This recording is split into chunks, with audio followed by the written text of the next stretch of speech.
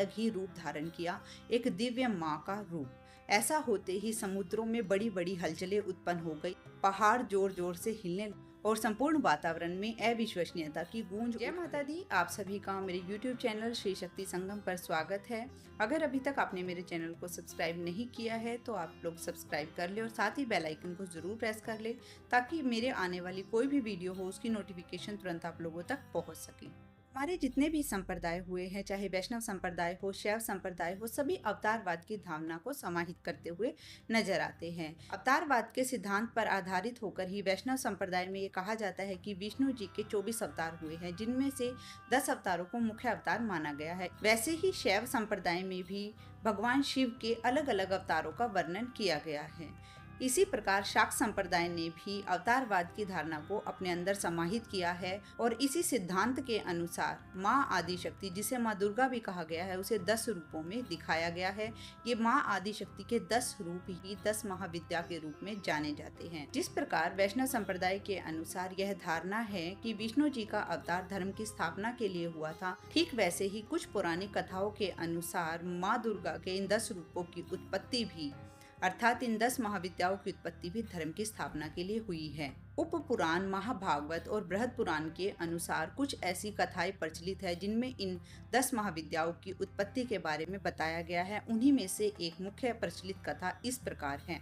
माता सती, जो भगवान शिव शंकर की पत्नी और राजा दक्ष प्रजापति की पुत्री थी। दक्ष प्रजापति ब्रह्मा जी के वंशज थे। माता सती ने अपने पिता की इच्छा के विरुद्ध होकर के भगवान शिव से विवाह किया था और इसी बात का बदला लेने के लिए उन्होंने दक्ष प्रजापति ने एक महान यज्ञ का आयोजन किया, जिसमें सभी देवताओं को आमंत्रित किया गया, लेकिन भगवान शंकर के लिए कोई आमंत्रण नहीं भेजा गया।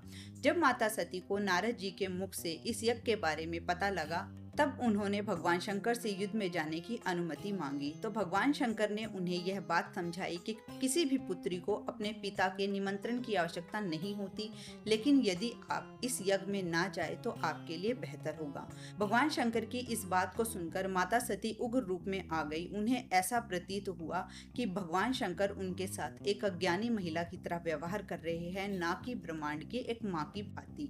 इसलिए भगवान शंकर को यह दर्शाने के लिए कि वो वास्तव में क्या है, उन्होंने एक अलग ही रूप धारण किया, एक दिव्य माँ का रूप। ऐसा होते ही समुद्रों में बड़ी बड़ी हलचलें उत्पन्न हो गई, पहाड़ जोर जोर से हिलने लगे और संपूर्ण वातावरण में अविश्वसनीयता की गूंज उठ खड़ी हुई।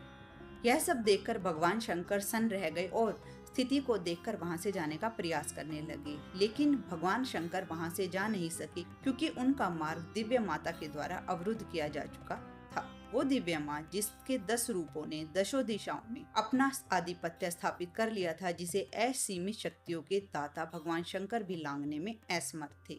दिव्य माँ के इन 10 रूपों को ही 10 महाविद्या के नाम से जाना जाता है। इन सभी 10 महाविद्याओं के अलग अलग नाम हैं, अलग अलग पूजा पद्धति है, अलग अलग गुण है।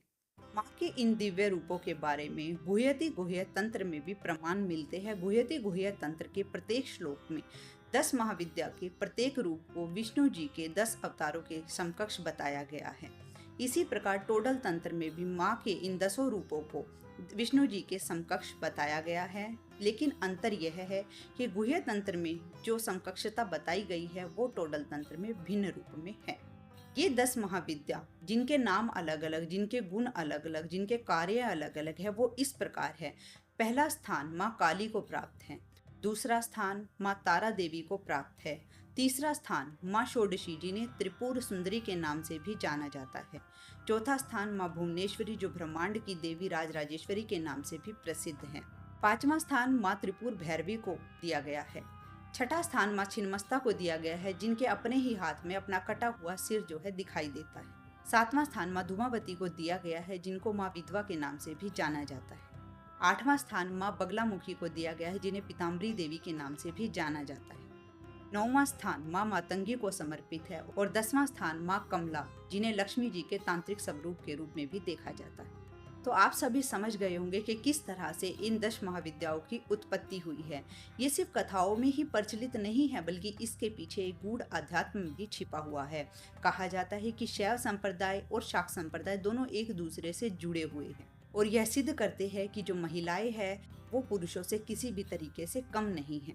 अगर हम इतिहास की बात करें तो हमें सबको यह मालूम होगा कि स्त्रियों की आदर्श माँ सीता होती थी, लेकिन धीरे धीरे जब 12वीं और 13वीं शताब्दी आई, बाह्य आक्रमणकारी शक्तियों ने आक्रमण कर यहाँ की स्त्रियों को उठाना आरंभ कर दिया और इसीलिए स्त्रियां अपने हक के लिए लड़ाई लड़ सके, अपने पैरों पर खड़ी हो सके। इसी बात की ऊर्जा का संचार देने के लिए माँ के इन 10 रूप अर्थात 10 महाविद्याओं की उत्पत्ति हुई। माँ के ये जितने भी रूप है यानी 10 महाविद्या के जितने भी रूप है, इनमें कोई भी पुरुष पर आश्रित नहीं है, बल्कि सभी की सभी पुरुषों पर आधिपत्य स्थापित किए हुए दिखाई देती हैं। स्त्रियों पर कोई अत्याचार नहीं हो, इसी बात को सिद्ध करने के लिए शाक्त संप्रदाय में माँ आदिशक्ति के इन 10 रूप अर्थात 10 महाविद्याओं की विवेचना की गई है और यह भी बताया गया है कि स्त्री की चाहे कोई भी स्थिति हो, चाहे वो 16 साल की कुंवारी कन्या हो या विधवा हो, उसके पास उतनी ही असीम शक्ति होती है। माँ आदिशक्ति के इन 10 रूपों की कथाओं से, माता की भक्ति से सभी प्रकार की स्त्रियों में ऊर्जा का संचार होता है और वो अपने आप में शक्तिशाली महसूस करती है। कोई उन पर अत्याचार नहीं कर सकता। अगर ध्यान से इस बात पर गौर किया जाए कि जो माँ तारा देवी थी और त्रिपुर भैरवी थी, इनमें से कोई भी एक आज्ञाकारी पत्नी के रूप में नहीं दिखाई गई। अगर यूं कहे कि माँ सीता जैसे आदर्श रूप में नहीं दिखाई गई है, इसके पीछे भी एक कारण यही रहा है कि शाक्त संप्रदाय का ये मानना है कि स्त्रियां अपने आप में संपूर्ण हैं, शक्तिशाली हैं। जिस प्रकार माता के इन दिव्य रूपों ने दैत्यों का विनाश कर देवताओं की रक्षा की, ठीक उसी प्रकार स्त्री में भी उतनी ही शक्ति होती है जिससे वह बुरी शक्तियों का सामना कर अपनी स्वयं की रक्षा करने में पूरी तरह से समर्थ होती है। उम्मीद करूंगी आपने इस वीडियो के माध्यम से यह तो अच्छे से जान लिया होगा कि 10 महाविद्या कौन है, क्या क्या इनके नाम हैं और इनकी उत्पत्ति कैसे हुई है। अगर आप आगे इन 10 महाविद्याओं के बारे में, सभी देवियों के बारे में विस्तार से जानना चाहते हैं तो जिन्होंने मेरे चैनल को अभी तक सब्सक्राइब नहीं किया है वो सब्सक्राइब कर ले, ताकि आगे आने वाली वीडियो की जो नोटिफिकेशन होगी आपके पास तुरंत मिल सके। आने वाली जो भी वीडियो होगी उसमें मैं इन 10 महाविद्याओं की जो देवियाँ हैं उनके बारे में विस्तार पूर्वक वर्णन करूँगी। जय माता दी।